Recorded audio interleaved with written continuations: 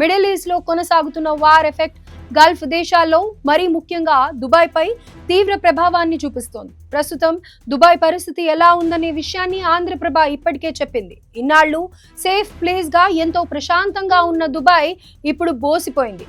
వరుస బాంబు దాడులు జరుగుతున్నాయి. దీంతో ఏ క్షణాన ఎటువైపు నుంచి మిజైల్స్, డ్రోన్స్ దాడులు చేస్తాయోనని అక్కడి ప్రజలు భయంతో వణికిపోతున్నారు.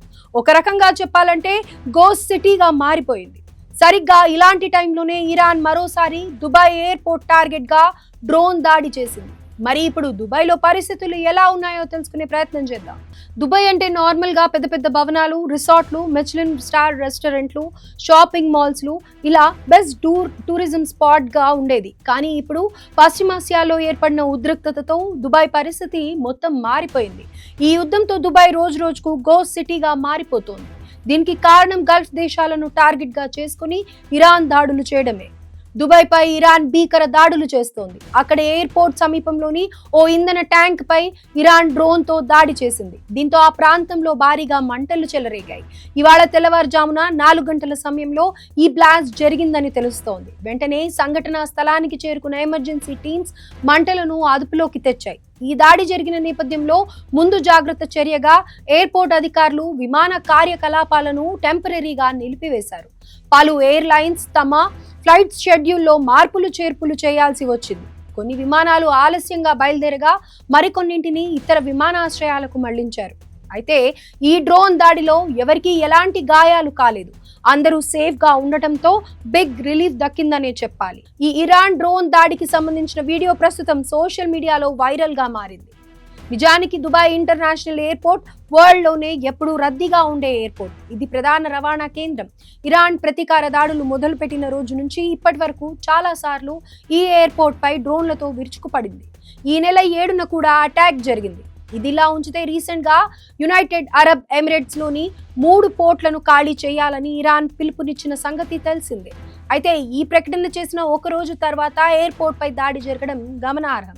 నిజానికి ఇరాన్ ఈ పిలుపునివ్వడానికి కారణం ఆ దేశం చమురు ఎక్స్పోర్ట్ చేసే మెయిన్ టెర్మినల్ ఉన్నటువంటి కార్గ్ ఐలాండ్ పై ఇటీవల అమెరికా దాడులు చేసింది. ఈ అటాక్స్ చేయడానికి యునైటెడ్ అరబ్ ఎమిరేట్స్ లోని పోర్టులతో పాటు మరికొన్ని రహస్య స్థావరాలను ఉపయోగించిందనేది ఇరాన్ ఆరోపణ. ఇరాన్ మిజైల్స్ దాడులతో దుబాయ్ మొత్తం ఖాళీగా కనిపిస్తోంది. బీచ్లు మొదలుకొని టూరిస్ట్ ప్లేసెస్ అన్ని బోసిపోయాయి.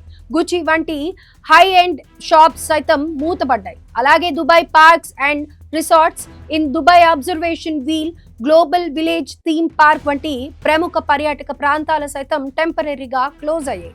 మొత్తంగా ఈ పరిస్థితుల ప్రభావం టూరిజం రంగంపై కనిపిస్తోంది. సాధారణంగా దుబాయ్లో హోటల్ గదులు చాలా ఖరీదుగా ఉంటాయి. కానీ ఇప్పుడు కొన్ని లగ్జరీ హోటళ్లలో గదులు సాధారణ ధరల కంటే చాలా తక్కువ ధరలకు అందుబాటులోకి వచ్చాయి. ఎందుకంటే కొంతమంది పర్యాటకులు తమ ప్రయాణాలను రద్దు చేసుకుంటున్నారు.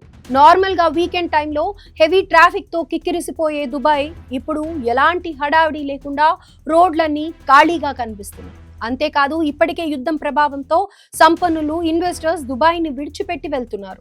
ప్రస్తుతం అక్కడ విదేశీయులు, వలస కార్మికులు మాత్రమే ఉన్నారని తెలుస్తోంది. అయితే వీరు మాత్రం నగరాన్ని విడిచి వెళ్లే ఆలోచన చేయడం లేదని తెలుస్తోంది. అంతేకాదు వీరంతా అక్కడి ప్రభుత్వంపై నమ్మకంగా ఉన్నట్లు చెబుతుండటం విశేషం.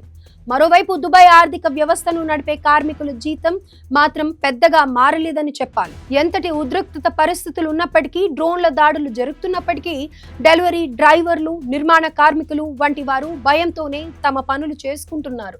ఎందుకంటే వారి కుటుంబాలు వారి ఆదాయంపై ఆధారపడి ఉంటాయి. ఇక వరల్డ్ లోనే బెస్ట్ టూరిజం స్పాట్స్ లో ఒకటిగా నిలిచిన దుబాయ్ పోయిన సంవత్సరం 19.59 మిలియన్ల మంది టూరిస్టులను ఆకర్షించింది. కానీ ప్రస్తుతం యుద్ధం వలన ఆ నగరానికి ఎవరు వెళ్లే సాహసం చేయడం లేదు కదా. ఉన్నవాళ్లే సురక్షిత ప్రాంతాలకు వెళ్లిపోతున్నారు. ఇది దుబాయ్ ఆర్థిక వ్యవస్థపై తీవ్ర ప్రభావాన్ని చూపిస్తుందనేది విశ్లేషకుల అభిప్రాయం. మొత్తం ఈ క్రమంలోనే ఇరాన్ నుంచి ఇప్పటి వరకు గల్ఫ్ అరబ్ దేశాలు 2000 కంటే ఎక్కువ క్షిపణి, డ్రోన్ దాడులను ఎదుర్కొన్నాయి. అమెరికా దౌత్య కార్యకలాపాలు, సైనిక స్థావరాలు, కీలకమైన గల్ఫ్ చమురు మౌలిక సదుపాయాలు, ఓడ్రేవులు, విమానాశ్రయాలు, హోటళ్లు, నివాస కార్యాలయ భవనాలపై దాడులు జరుగుతున్నాయి. మరి ఇరాన్ దాడులు మరింత ఉధృతమైతే దుబాయ్ పరిస్థితి ఎలా ఉంటుంది?